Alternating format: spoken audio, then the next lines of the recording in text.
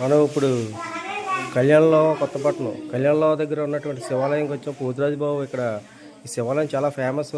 శివరాత్రి వచ్చింది అసలు ఖాళీ ఉండదు, విపరీతమైన జనాభా ఉంటుంది ఇక్కడ.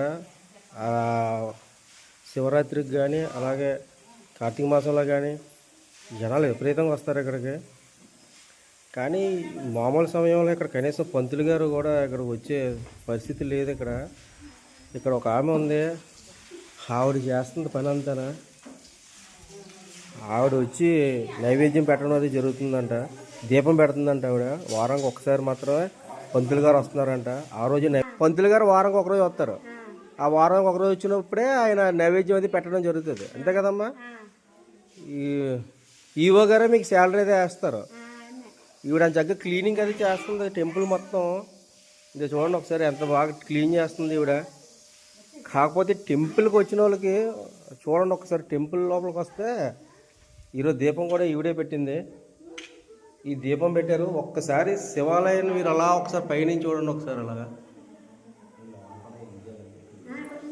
ఎంత ఘోరంగా ఉందో చూడండి. ఇది పూజలు పెట్టేసి అవి పెట్టేసి, అంటే శివరాత్రి ఉత్సవాలు వచ్చి గుడి నుంచి ఆదాయం వచ్చిందంటేనే దీని మీద కేర్ తీసుకుంటున్నారు తప్ప లేదంటే ఎటువంటి కేర్ కూడా తీసుకోవట్లేదు. ఒక్కసారి మీరు చూస్తే అర్థమైపోద్ది.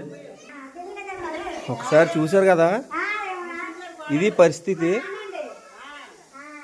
గుడి దీని మీద ఆదాయం తింటున్నారు తప్ప దీనికి సంబంధించి మంచి చెడులు ఏది చూడట్లేదు. శివరాత్రి వచ్చిందంటే అసలు ఇక్కడ నించోడానికి కూడా ఖాళీ ఉండదు ఈ గుడి, కళ్యాణంలో టెంపుల్.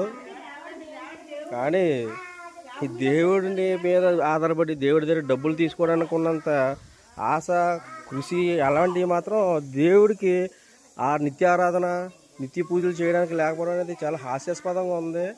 దయచేసి ప్రభుత్వాలు అనేవి ఇలాంటి హిస్టారికల్ ప్లేసెస్ అయినటువంటి గుళ్ళకి కూడా డెవలప్మెంట్ లేకపోతే అసలు కరెక్ట్ కాదు. అది గుళ్ళ మీద ఆధారపడేటటువంటి ఈ ప్రభుత్వాలు ఇప్పటికైనా కనీసం వారానికి ఒకసారి ప్రతిరోజు పంతులు గారు వచ్చి ఇక్కడ నైవేద్యం పెట్టి శివుడికి ఆరాధన చేస్తే మంచిదని నా అభిప్రాయం. లేదంటే ఎటువంటి మంచి కూడా జరగదు. ఓం నమః శివాయ.